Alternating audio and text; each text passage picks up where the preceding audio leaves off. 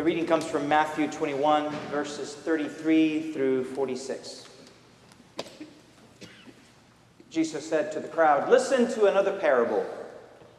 There was a landowner who planted a vineyard, put a fence around it, dug a winepress in it, and built a watchtower.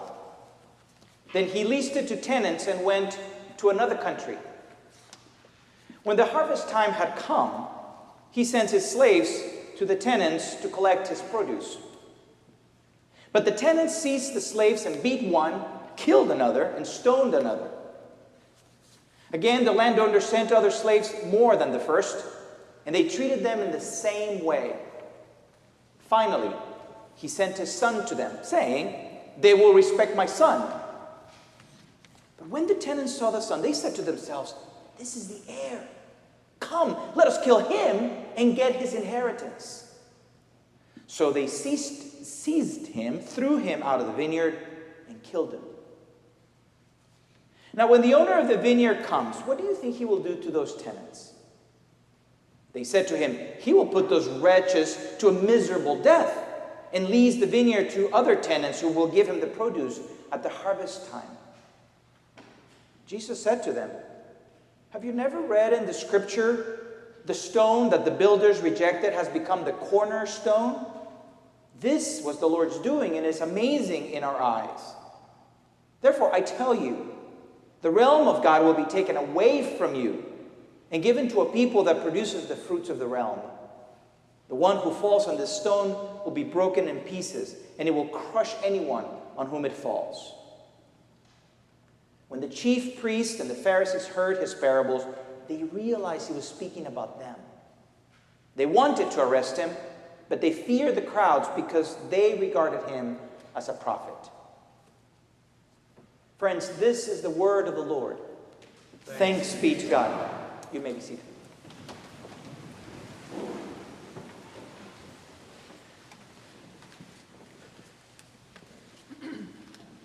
The memory is pretty clear in my mind. I was about 8 years old, and I made a plan to get away with disobeying my mother. Frankly, that was unusual. I was and continue to be a rules follower, mostly. It was a typical fall Saturday in Monterrey, Mexico, my hometown. Before we moved to a larger house when I was in 4th grade, my family used to live in a modest 2-bedroom house in a quiet, working-class neighborhood. We had a garage and there was a short driveway. Next to that was a tiny little front yard. It was intersected by a sidewalk, another little tiny strip of grass, and then the street. Between the sidewalk and that street, and that strip of grass, there was a tall tree.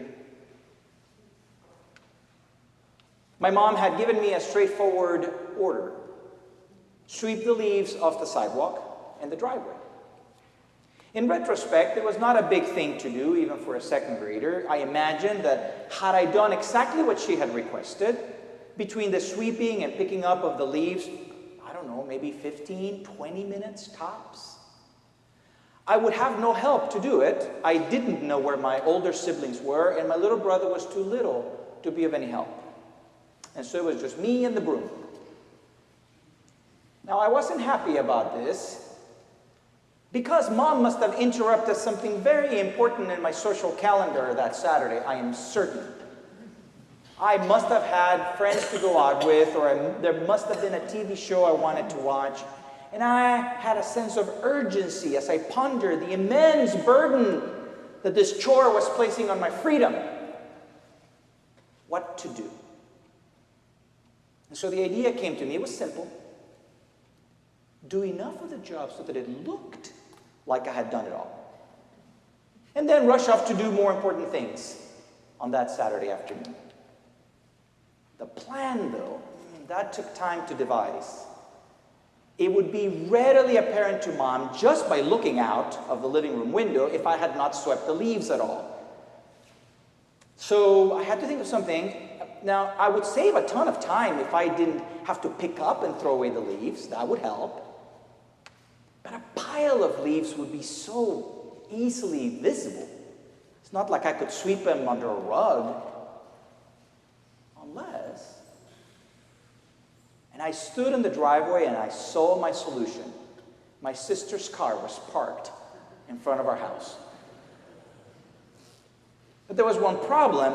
My mom could see under the car, right? And so I remember, this is the vivid memory. I remember standing in the middle of the driveway, putting my hand above my head, figuring about where my mom's eye level would be. And figuring the angle I had to make sure she wouldn't be able to see the leaves if I pushed them just far enough in the car, underneath the car. Brilliant! My 8-year-old brain did not account for 3 significant problems with my plan, revealing my failure as a future criminal mind.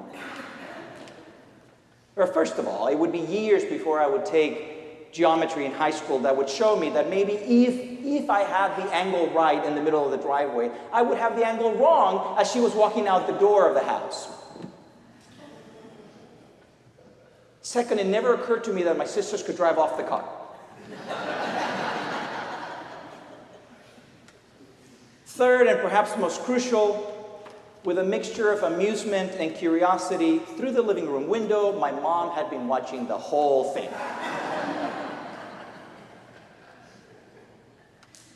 Not until I had fully executed my plan did she come out to check my work. That's right, she let me go all the way through it. I had to redo the whole task, the blow to a perfectly good afternoon, and I got grounded to boot. You cannot escape the long arm of the law.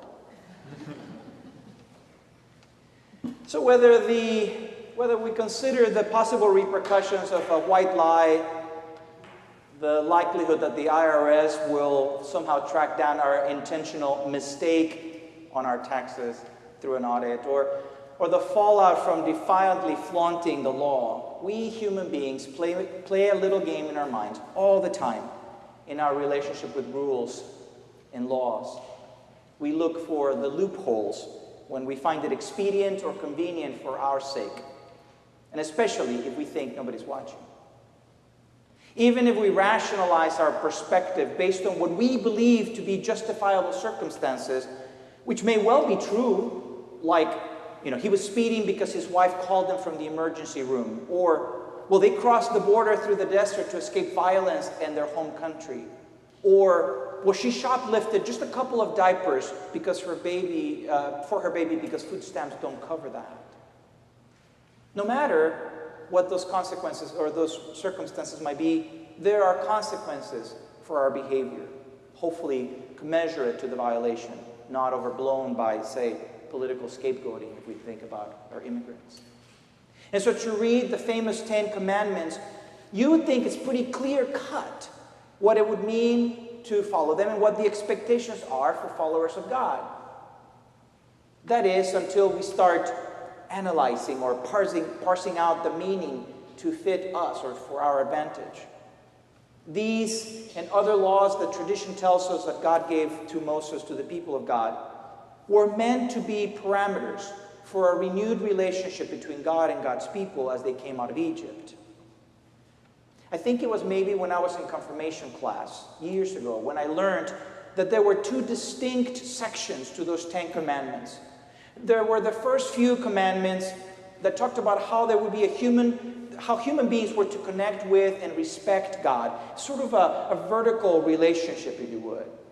And then there was a second portion of the commandments outlining parameters for how people ought to treat one another with dignity, with respect, sort of a horizontal relationship, if you would.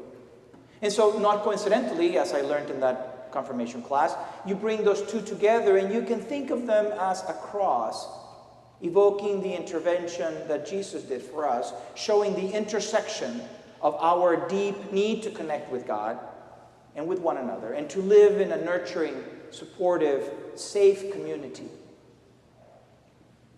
If only we didn't go looking for loopholes every time, or concoct plans to circumvent the rules.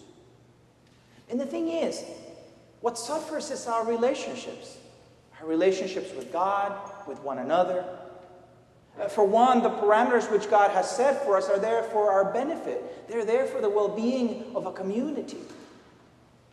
And even if those rules sometimes need to be updated from time to time, or even you think about in the Old Testament, there are some purity rules that have to do with even things we eat and things we wear. I mean, some of that has changed along the way. Even then, the overarching intent of the rules remains the same, to be in good relationship with God and with one another. And so it's helpful for us to remember how Jesus summarized the law. I paraphrased it to the preschoolers this week as I gave a story time to them. I said two things. Love God with all your heart, and love each other as you love yourself. The emphasis on following rules is not a law and order issue, but it's a community life issue.